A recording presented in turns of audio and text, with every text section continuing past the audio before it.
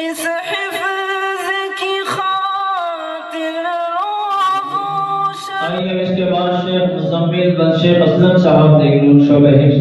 میں انہیں دعوت دیتا ہوں کہ وہ آئے اپنی تقریر حضرت سیدنا صدیق اکبر رضی اللہ تعالیٰ عنہ کے سلطان پر پیش کریں. شیخ مزمل شیخ اسلم. السلام علیکم ورحمۃ اللہ وبرکاتہ. الحمد للہ الذي شرع القدوة بالمهتدين أحمده سبحانه وهو رب العالمين والصلاة والسلام على سيد الأولين والآخرين وأصحابه الكاملين. أما بعد فأعوذ بالله من الشيطان الرجيم. بسم الله الرحمن الرحيم.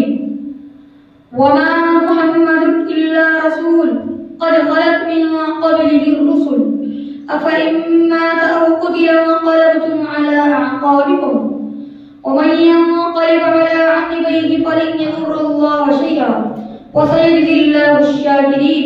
صدق الله العظيم. صدر محترم مشفق مربی اساتذہ اکرام اور حکم صاحبان اور میرے عزیز ساتھیوں، امیر المؤمنین خلیفہ اول حضرت ابو بکر صدیق رضی اللہ عنہ تمام صحابہ اکرام میں سب سے اعلیٰ و افضل تھے. سفر ہو یا حضر ہر جگہ حضور صلی اللہ علیہ وسلم کے ساتھ رہنے والے، دنیا میں بھی حق رفاقت ادا کرنے والے اور آخرت میں بھی رفاقت کی سعادت سے بہراور ہونے والے، جن کے بارے میں رسول اللہ صلی اللہ علیہ وسلم نے ارشاد فرمایا: انت صاحبی فی الغار و صاحبی علی الحوض. تم میرے غار ثور کے بھی ساتھی ہو اور حوض کوثر کے بھی. ایک دوسرے موقع پر حضور صلی اللہ علیہ وسلم نے ارشاد فرمایا کہ جن لوگوں کے ہم پر احسانات کیے ہم نے ہر ایک کا بدلہ چکا دیا، لیکن ابو بکر رضی اللہ عنہ کے احسانات کا بدلہ قیامت کے دن اللہ تعالیٰ پورا عطا فرمائے گا. ابو بکر کے مال نے مجھے اتنا نفع پہنچایا، کسی کے مال نے اتنا نفع نہیں پہنچایا. اگر میں دنیا میں کسی کو اپنا خلیل بناتا تو ابو بکر کو بناتا. اب یہ مطلب تو نہیں، کیونکہ میں اللہ کا خلیل ہوں، میرے اور ابو بکر کے درمیان اسلامی اخوت و محبت بہرحال موجود ہے. حقیقی زندگی کے رسول اللہ صلی اللہ علیہ وسلم اور صحابہ اکرام رضی اللہ عنہ کو کس طرح ستایا گیا وہ کس مسلمان کو معلوم نہیں. آپ صلی اللہ علیہ وسلم اور آپ صلی اللہ علیہ وسلم کے صحابہ پر ہر طرح کے ظلم سے نمٹائے گئے. مکہ میں رہنا دوبر کر دیا گیا، ہر طرح سے اسلام کے پھیلنے کی کوششیں کی گئی. کفار مکہ کو سب سے زیادہ دشمنی اور عداوت حضور صلی اللہ علیہ وسلم کے ذات سے تھی. جب موقع پاتے کوئی نہ کوئی گستاخی کر بیٹھتے. حضرت ابو بکر رضی اللہ عنہ نے کئی مرتبہ آپ صلی اللہ علیہ وسلم کو نر غیر حدا سے بچایا اور اس کوشش میں خود بھی بار بار کفار کے ہاتھوں مسائل برداشت کرتے رہے.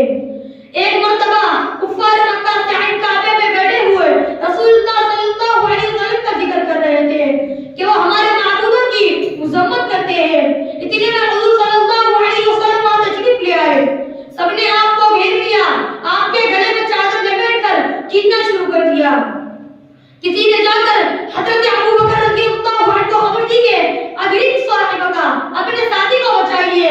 وہ بیتانہ پہنچے اور کہنے لگے: اے کفار مکہ، تمہاری خرابی اور بربادی ہو، کیا تم ایسے شخص کو قتل کرنے کے در میں ہو جو کہتا ہے کہ میرا رب اللہ ہے اور وہ تمہارے پاس واضح و دلائل لے کر آیا ہے. یہ سن کر قریش مکہ نے حضور صلی اللہ علیہ وسلم کو چھوڑ دیا، مگر حضرت ابو بکر رضی اللہ عنہ پر ٹوٹ پڑے اور اس قدر مارا کہ بے ہوش ہو گئے. کئی دن تک بے ہوش رہے. درمیان میں اگر کبھی ہو جاتا تو پوچھتے کہ حضور صلی اللہ علیہ وسلم کا کیا حال ہے. آخر جب مکمل ہوش آ گیا تو لوگوں سے کہا کہ مجھے سب سے پہلے حضور صلی اللہ علیہ وسلم کے پاس لے چلو. لوگوں کا سامنے کسی طرح حضور صلی اللہ علیہ وسلم کی خدمت میں پیش آئے. ملاقات کے وقت دونوں کی کیا کیفیت تھی اسے الفاظ میں بیان نہیں کیا جا سکتا. بلند تر ہے شہیدوں سے مرتبہ ان کا، بلند تر ہے شہیدوں سے مرتبہ ان کا، کہ تیز عشق نبی کے قتیل ہے صدیق. رسول اللہ صلی اللہ علیہ وسلم کی وفات کا صالحہ صحابہ اکرام رضی اللہ عنہ کے لیے قیامت کبریٰ سے کم نہ تھا. اس صالحہ کا اثر کسی پر کسی طرح تھا اور کسی پر کسی طرح. ہر ایک کے حواس مقتل کے، کوئی بے چین و بے چین تھا، کسی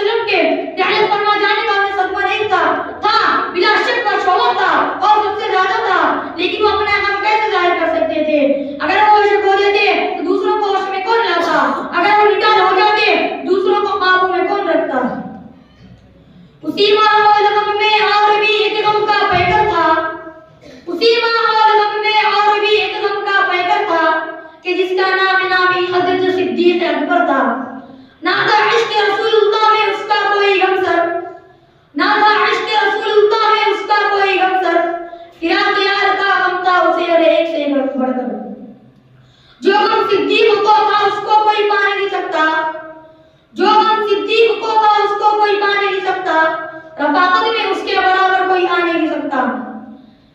اگر وہ عاشق ہو جاتا دنیا عاشق ہو جاتی، اگر وہ عاشق ہو جاتا دنیا عاشق ہو جاتی، اگر وہ بیٹھتا رونے تو دنیا روتی کی رہتی، اگر وہ گریہ کرتا ڈوب جاتی قوم کی کشتی، اگر وہ گریہ کرتا ڈوب جاتی قوم کی کشتی، ذرا سی دیر میں تارا دیتی اسلام کی کہتی۔ صدیق اکبر رضی اللہ عنہ سب سے پہلے حجر مقدسہ میں تشریف لے گئے، دوسرے ہاتھوں سے چادر ہٹائی، زمین مبارک کو بوسہ دیا، وا نبیہ وا خلیلہ وا صفیہ، اے میرے نبی، اے میرے دلی دوست کہہ کر باہر آ گئے اور مسلمانوں کو خطاب کر کے تقریر شروع کی۔ وہ تقریر اس کا ایک ایک لفظ آب حیات تھا، اس کا ایک ایک جملہ انمول خزانہ تھا۔ آپ نے فرمایا جو لوگ محمد صلی اللہ علیہ وسلم کی عبادت کرتے تھے انہیں معلوم ہو جانا چاہیے کہ محمد صلی اللہ علیہ وسلم کا انتقال ہو چکا ہے، اور جو لوگ اللہ کی عبادت کرتے تھے وہ جان لے کہ اللہ زندہ ہے اور ہمیشہ زندہ رہے گا۔ میں اب اپنی بات ایک شعر کے ساتھ ختم کرنا چاہتا ہوں۔ پروانے کو چراغ ہے بلبل کو پھول بس، پروانے کو چراغ ہے بلبل کو پھول بس، صدیق کے لیے